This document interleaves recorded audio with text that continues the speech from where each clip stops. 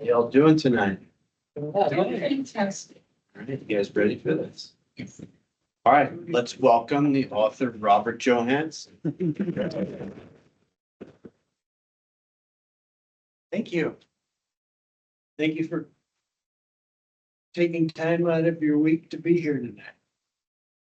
We're going to learn some things tonight about 3 different authors besides myself who have written in this subject area.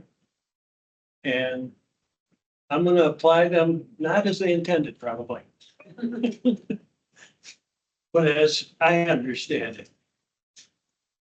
So if you don't know anything about me, I spent 45 years as psychotherapist, 33 years in mental health, substance abuse and mental illness. And retired 5 years ago. And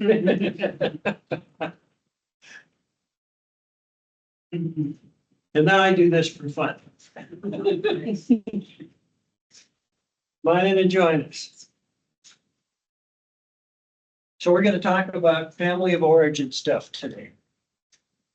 And everybody has a family of origin, right? Yeah.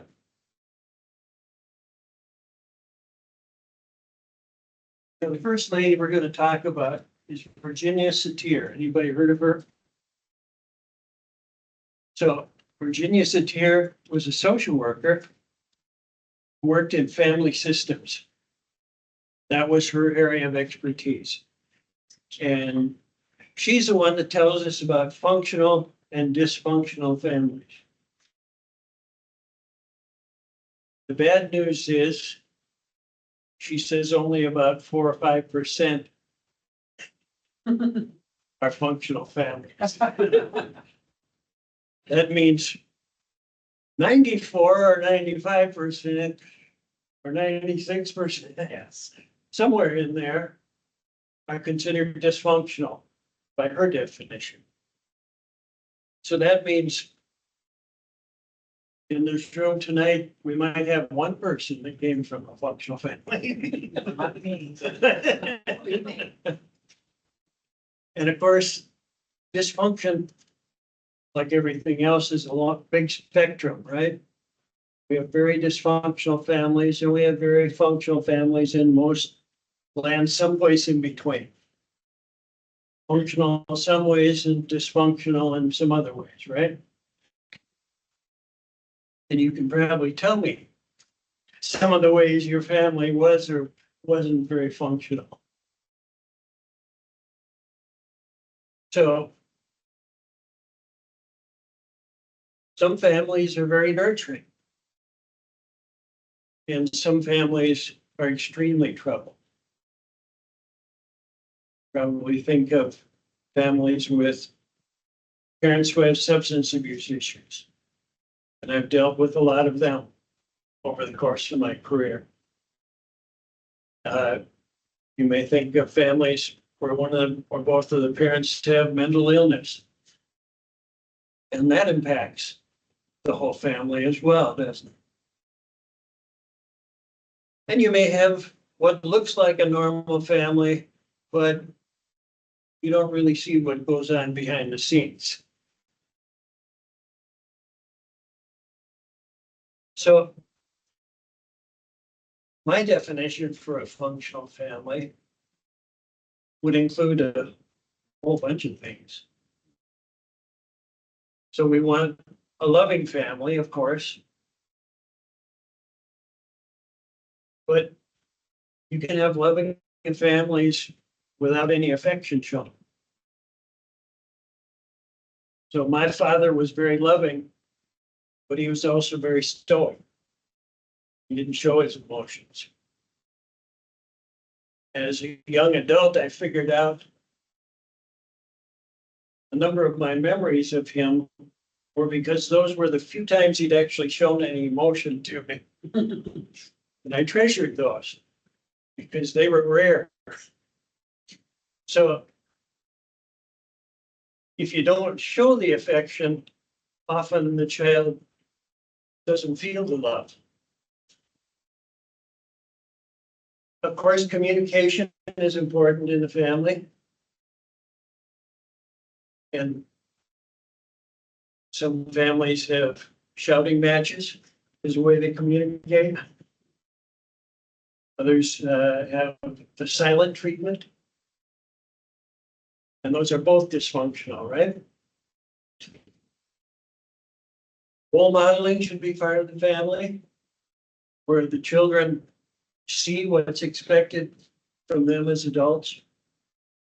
Taking on responsibility should be part of growing up. And maybe the 2-year-old picks up their toys after they play. And maybe at 5, they're making their bed. And as they get older, maybe they're helping with the dishes or something, taking out the trash.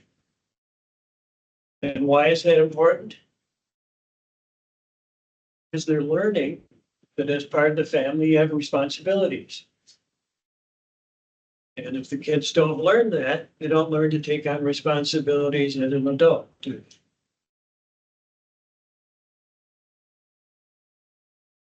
And discipline, that's gotten a bad name, right? We've gone from too strict discipline to too lax discipline. Do children need discipline? Yes. Yes, absolutely. They need to know what the limits are. And in a functional family, they know what happens when they cross those limits. They know what to expect. And in the functional family, the parents actually follow through with what the expectations are. What's autonomy? Important? Yeah. That means the children have some room to explore and make some of their own choices. What they like, what they enjoy, what they prefer to do. Some freedom to make those choices on their own. Spirituality should be part of the family. And of course, that's different in every family. But there should be something that they're given in terms of a belief, why we're here and what we're here for. There should be stability. And of course, in a dysfunctional home, maybe they're moving every year because they couldn't pay the rent and they scram and go someplace else. But if the kid doesn't know what to expect from day to day, that has a big impact on it. Of course, support, that almost goes without saying. Encouragement for whatever is going on in the kids' lives, learning values and morals. A value of education should be part of the functional. And of course, health should be a priority. Kids learning to wash their hands and brush their teeth and take care of themselves. And supervision. So that's my short list. Maybe you have your own list. And now you're starting to think, I see why some families are going to fall short in one place or another, or 2 or 3 of these areas. So the more that are missing, the more dysfunctional the family becomes. Huh? The more that are there, the more functional the family is.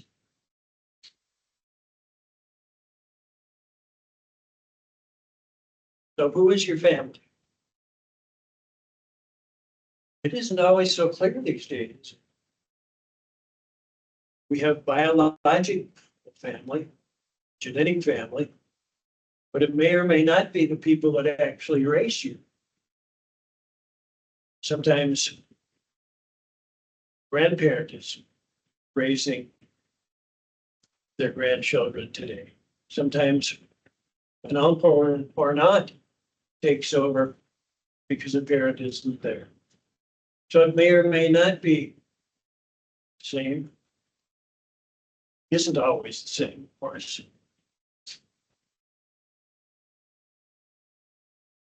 But genetics do have an impact on us, regardless of who raises us, don't they? Impacts what we look like, how our hair is, our eyes, how tall we get, a tendency towards certain diseases or not.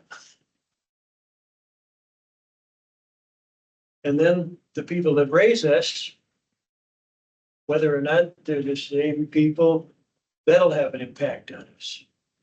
As we're seeing on the first slide, by what examples they give us, how they act as a parent, how strict or lax they are, what kind of role model they give us, and so on.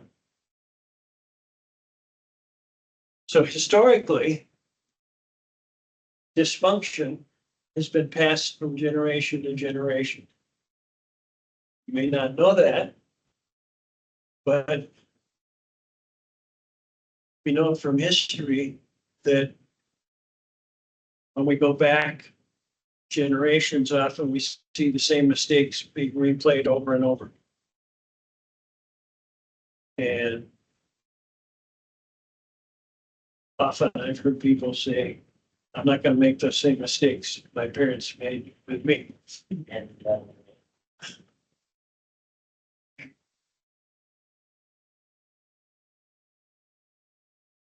or the cycle stops here. Have you heard that term?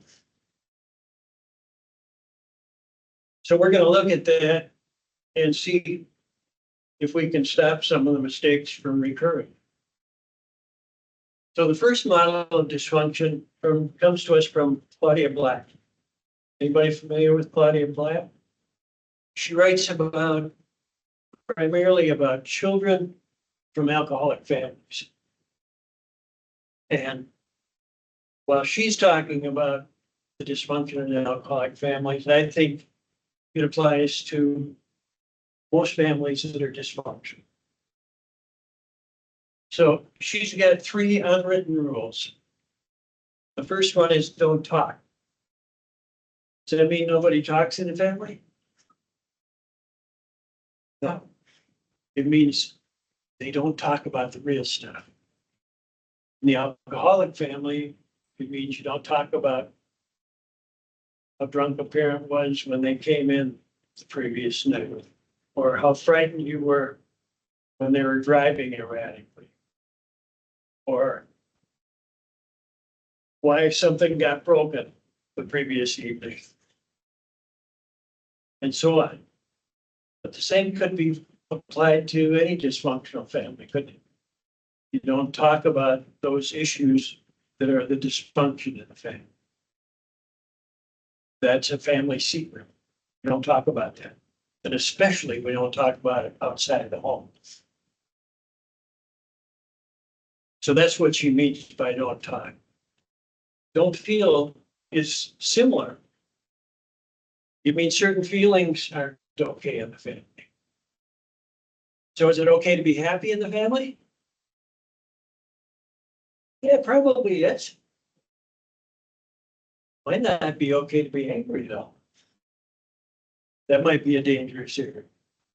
It might not be okay to talk about how scared you are of a parent if they're doing something inappropriate. Might not be okay to talk about those hidden fears children have. So certain feelings are okay, and certain feelings,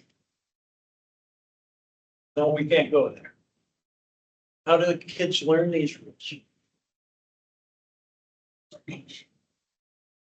By the reaction they get when they do it wrong. They learn very quickly what things are off topic and what's safe to share and what isn't. And the third thing is they learn is don't trust.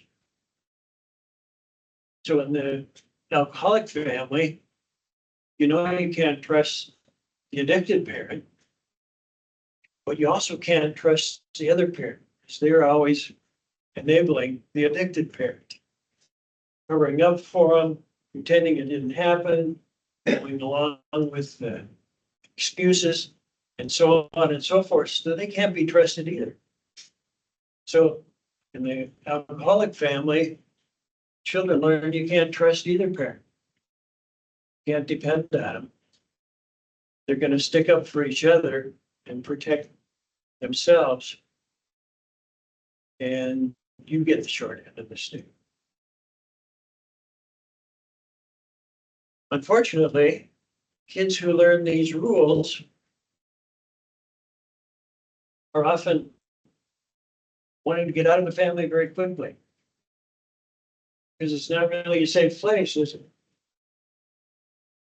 And what's the most common way to get out of the family? Get married or get into a relationship. Yep. Get married or move in with somebody. Right. Unfortunately, they don't have the tools to choose very well, do they? No. Because they don't have Role model. the role model of what a healthy relationship should look like. So they're bad at picking partners. And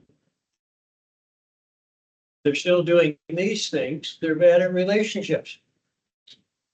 Because these are exactly the things you need for a healthy relationship. You gotta be able to talk to each other. You gotta be able to feel, share your feelings. You gotta be able to trust each other. Not that, it's a mess, isn't it? So this is one model of dysfunction. And what I'm asking you to do during this talk is to think about your own history and whether you've learned any of these rules or not, whether you've internalized any of these rules.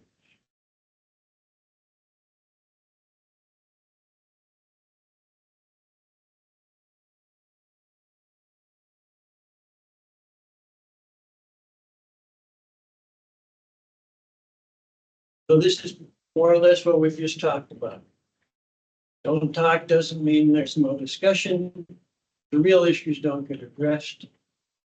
There's serious problems that are being ignored in the family. Or if they're brought up, it learns that step. Feelings which challenge, same thing. So if I don't think my parents can be trusted, who do I learn I can trust? So kids who learn these rules, do you think they have authority issues?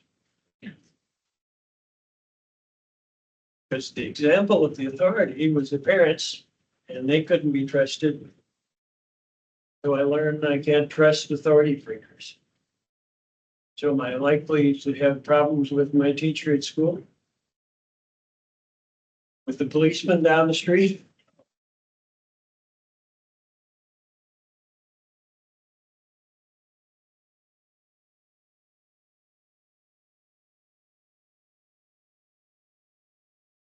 So let's imagine that we're one of these people. If we learn these rules, we've got a lot of work to do on ourselves and though.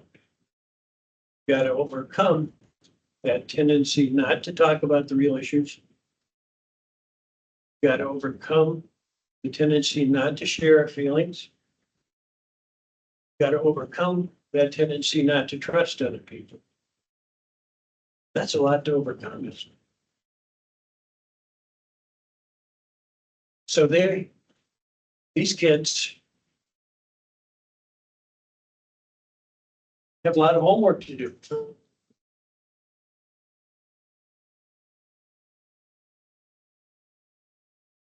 So it's going to take a lot of time and practice to overcome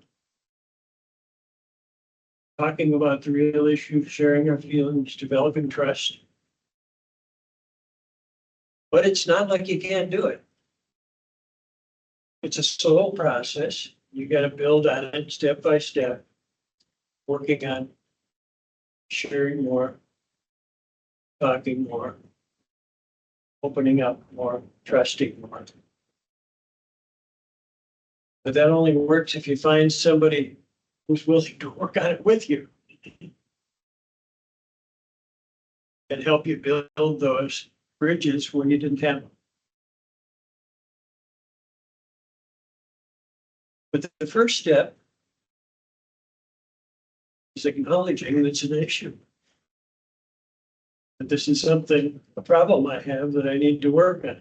If you don't acknowledge that, nothing's going to change. So the first step to any change is always awareness.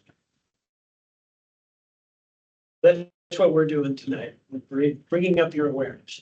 We can think about these issues and how many of them might apply or not apply. And if they do, you start practicing overcoming those drawbacks.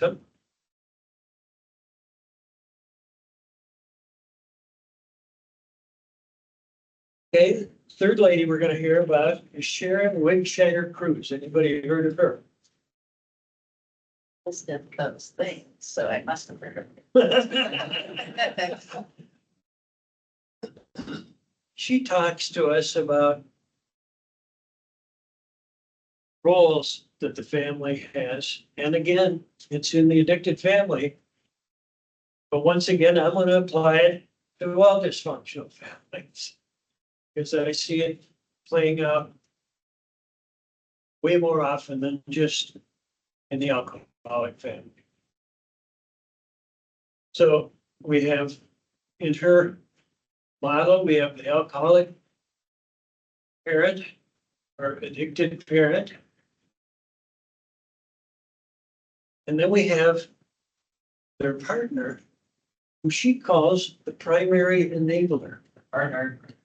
What was that? Partner, right? Yes, yeah.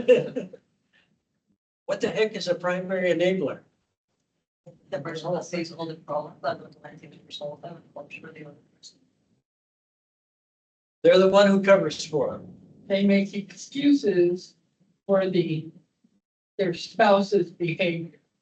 Yeah, instead of confronting the issues, they try to take care of things. And they're not doing this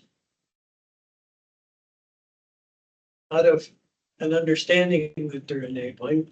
They're doing it out of trying to keep the family together. They're doing it out of trying to maintain order, doing it out of trying to help everybody. What they end up doing is allowing the negative behavior to continue. So instead of confronting, they're doing the opposite. They're enabling the behavior to continue. So if something got smashed last night, the enabler cleans everything up. In the morning, it's not there.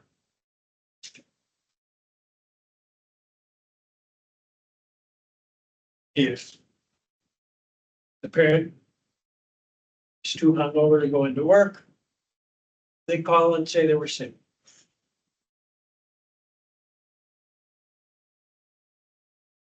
So they're allowing the behavior to continue instead of confronting and addressing it.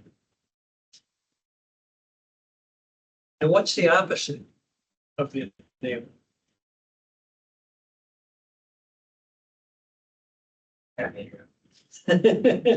No. It's called an intervention. It's called an intervention. That's when the whole family comes together and tells the alcoholic or addicted parent how their behavior has affected them and asks them to get into treatment. So we have the two parents, and then the first kid comes along. And the typical role for the first kid is called the family hero. Very interesting idea. Why would the kid be the family hero? So the family actually stays together instead of divorces.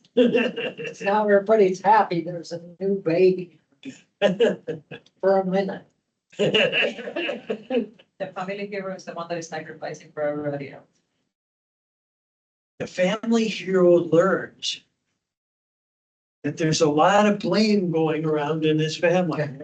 That it's really easy to be a target in a sick family.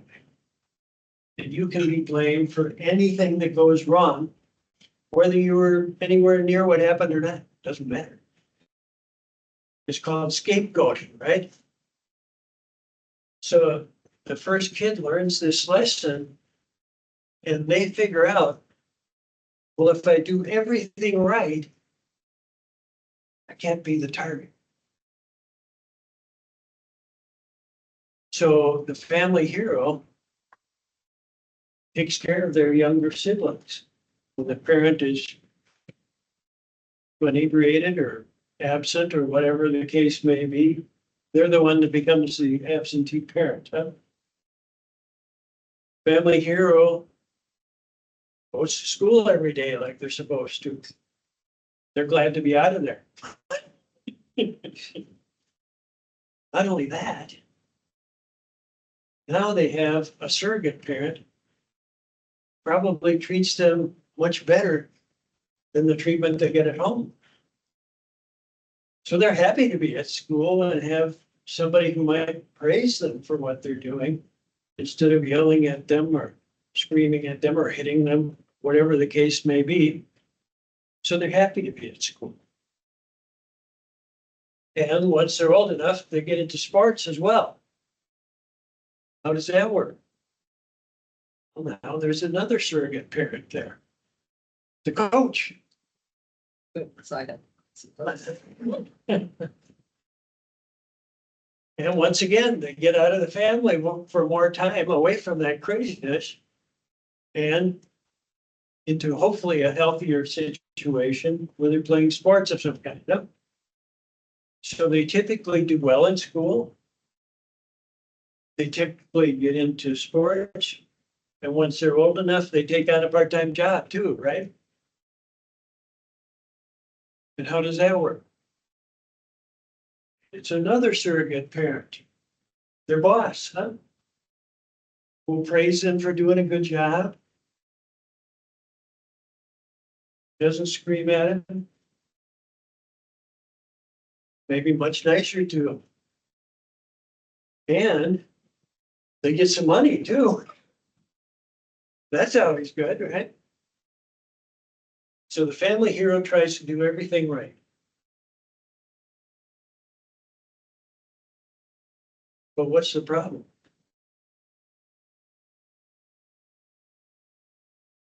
Nothing's changed. Everything is serious to the family. Everything is serious. I've got to do everything right. Got to follow all the rules. Life is very serious. Okay, then comes the second kid. And they say, well, I can't do what my older siblings doing. They've already taken that role. That's not gonna work. So the most typical role for the second kid is the scapegoat or the rebel. And this kid figures out, well, since my older sibling doesn't get blamed for anything, I get blamed for everything. And I'm gonna get blamed whether I did it or not. Whether I screwed up or not, doesn't matter. I'm still the family scapegoat. So after a while, I don't believe in these rules. I don't believe in this family. I'm gonna do things my own way. Which is okay. Except where do they look for role models then when they don't have them in the family? They look to their peers. And this kid is the most likely to become part of a gang then, aren't they? And what happens when they become part of a gang? Are they doing really nice stuff for other people? Take revenge from what they've been suffering, so they want to.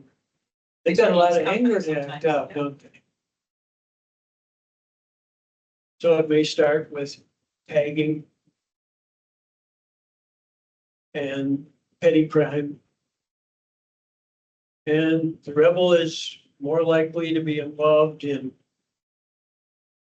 criminal activities, more likely to be involved with sex at an early age, more likely to be arrested, huh? Or at least in trouble. More likely to get detention at school, more likely to skip school. I don't have to follow these rules. I can do what I want today.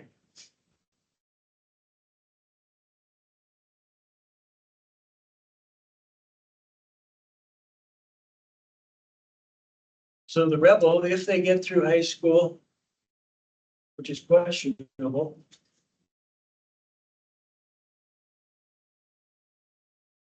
they're not set up well to fit into society at all. And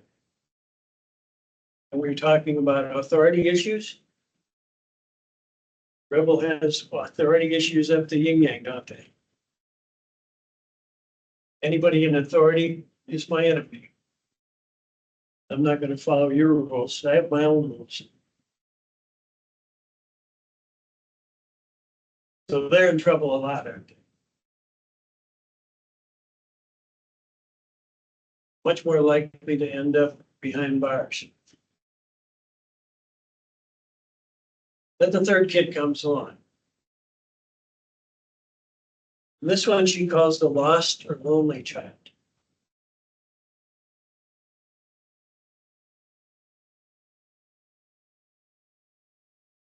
Years ago, this kid always had their nose in a book. Books were a safe place, right? Yeah. You could hide out, get away from everybody, hide in the corner, read your book, stay out of the crossfire, not get yelled at, not get blamed for things. You're off in the corner and or under the bed or someplace reading your book.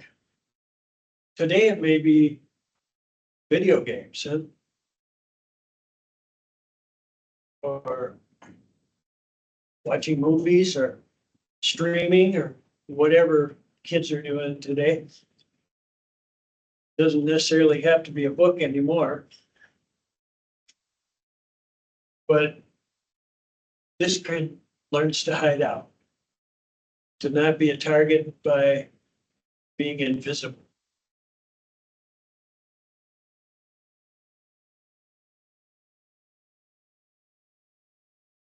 And of course, the problem with them is they're isolated. They learn a lot from their books. They're they probably do fairly well in school because they have a good vocabulary. They're likely to finish school, maybe even go on to college, huh? But they don't like to be subject of any attention. They don't want to be in front of anybody.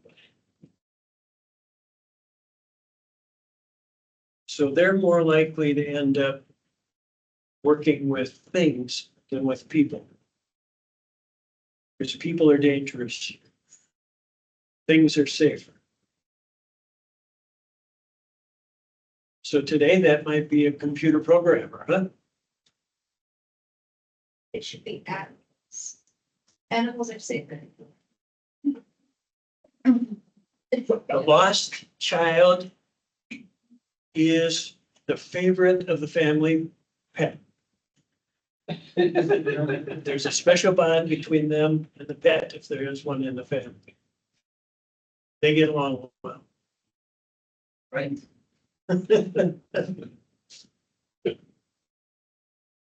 Then we got a fourth kid who comes along and she calls them the mascot. The heck is the mascot? I have an idea.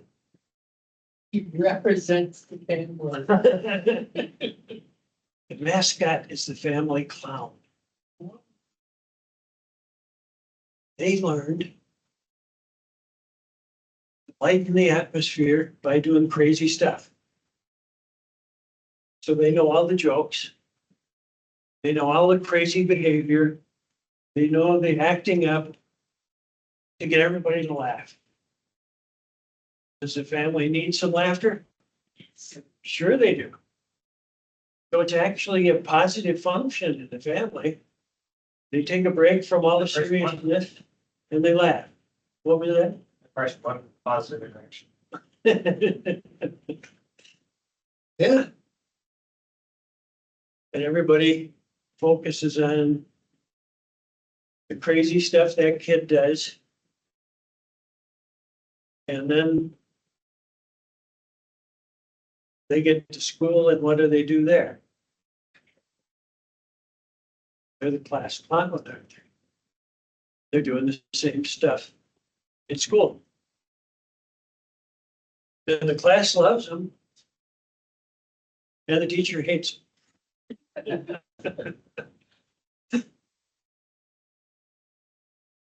Do they usually do well at school? Not really, because they're thinking up different crazy things to say or do instead of paying attention, aren't they? How can I get a laugh? What can I do next? So they may or may not make it through school. In today's schools, they'll probably get pushed through.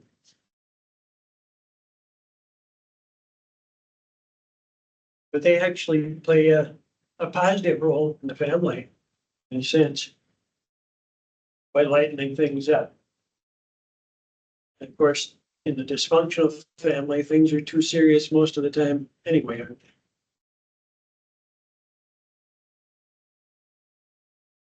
And this last one I learned from Ernie Larson, who used to make videos for recovering people.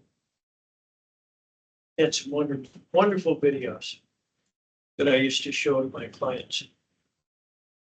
So the last one he's got is the baby or the charmer. What the heck is their role? Garner affection. This kid learns that I can manipulate my way out of anything. I can get somebody else to do it for me. All I have to do is be charming enough. And it's typically the baby of the family that gets special treatment anyway, right? And they try to charm their way through life.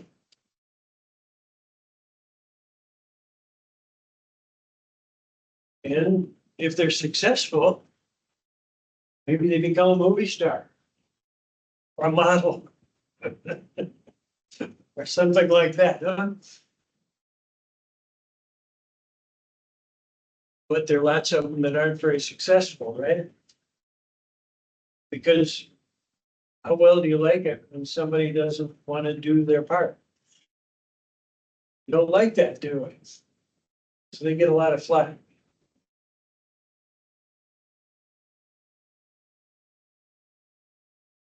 But you've probably seen some families with a baby or a charmer in them. It's very common, actually.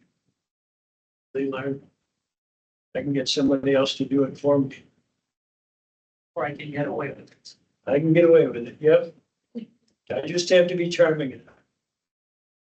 Or manipulative. Yeah, they learn.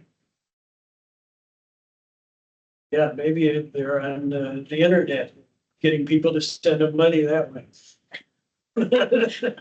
That's borderline scammer, but okay.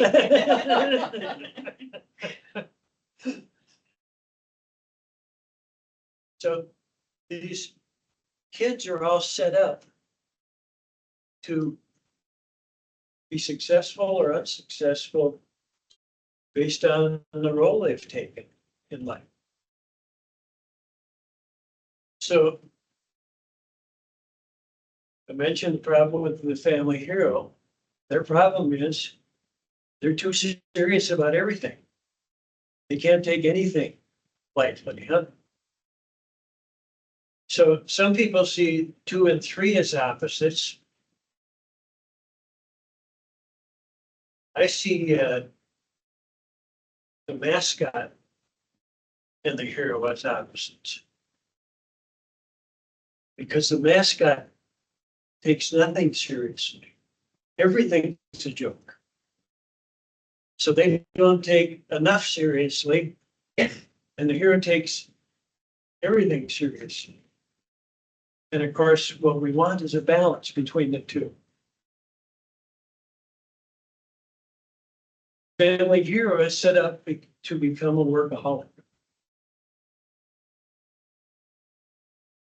That role where they get reinforced for good behavior, boy, that fits right in at work, right? You do everything right at work and you work hard, you do extra and take on somebody else's where they're slacking and they're set up to be a workaholic. And of course, what's the problem with that? They're the absentee parent, aren't they? Because they're always working.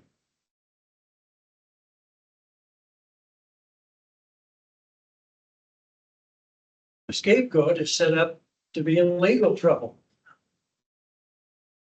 Because they're gonna have problems with authority their whole life if they don't change that pattern.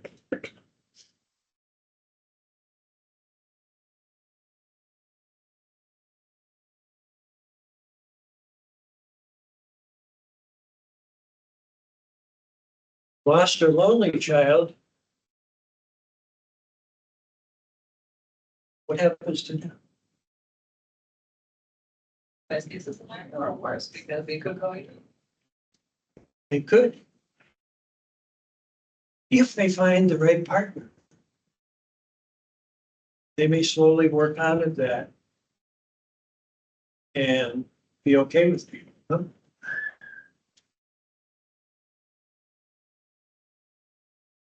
I'll use myself as an example.